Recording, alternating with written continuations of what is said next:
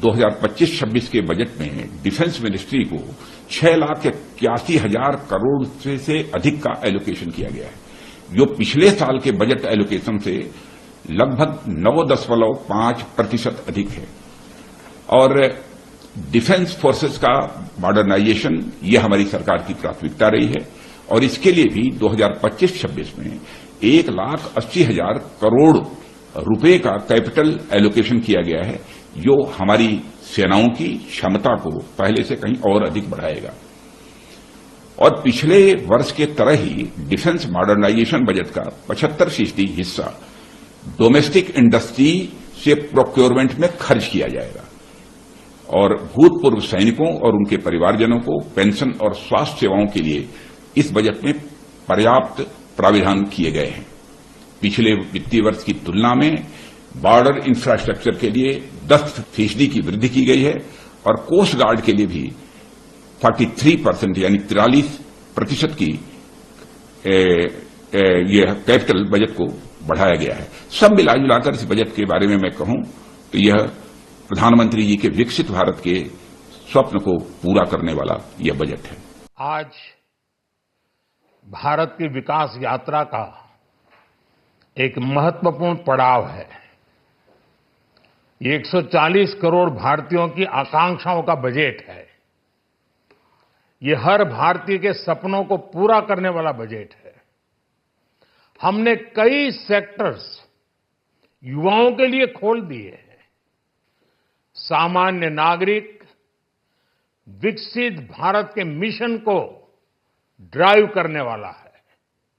ये बजट एक force multiplier है। ये बजट सेविंग्स को बढ़ाएगा, इन्वेस्टमेंट को बढ़ाएगा, कंजम्पशन को बढ़ाएगा और ग्रोथ को भी तेजी से बढ़ाएगा।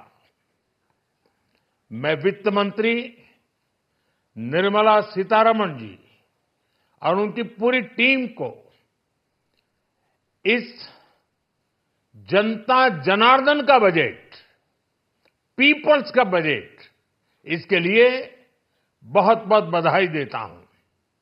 साथियों, आमतौर पर बजट का फोकस इस बात पर रहता है कि सरकार का खजाना कैसे भरेगा, लेकिन ये बजट उससे बिल्कुल उल्टा है। लेकिन ये बजट देश के नागरिकों की जेब कैसे भरेगी, देश के नागरिकों की बचत कैसे बढ़ेगी और देश के नागरिक विकास के भागीदार कैसे बनेंगे, ये बजट इसकी एक बहुत मजबूत नींव रखता है। साथियों, इस बजट में रिफॉर्म की दिशा में महत्वपूर्ण कदम उठाए गए हैं। न्यूक्लियर एनर्जी में प्राइवेट सेक्टर को बढ़ावा देने का निर्णय बहुत ही ऐतिहासिक है। ये आने वाले समय में सिविल न्यूक्लियर एनर्जी का बड़ा योगदान देश के विकास में सुनिश्चित करेगा। बजट में रोजगार के सभी क्षेत्रों को हर प्रकार से प्राथमिकता दी गई है। लेकिन मैं दो चीजों पर ध्यान आकर्षित करना चाहूंगा। उन रिफॉर्म्स की मैं चर्चा करना चाहूंगा जो आने वाले समय में बहुत बड़ा परिवर्तन लाने वाले हैं। एक, इंफ्रास्ट्रक्चर स्टेटस देने के कारण भारत में बड़े शिप्स के निर्माण को बढ़ावा मिलेगा। आत्मनिर्भर भारत अभियान को गति मिलेगी और हम सब जानते हैं कि शिप बिल्डिंग ये सर्वाधिक रोजगार देने वाला क्षेत्र है। उसी प्रकार से देश में टूरिज्म के लिए बहुत संभावना है। महत्वपूर्ण 50 टूरिस्ट डेस्टिनेशन,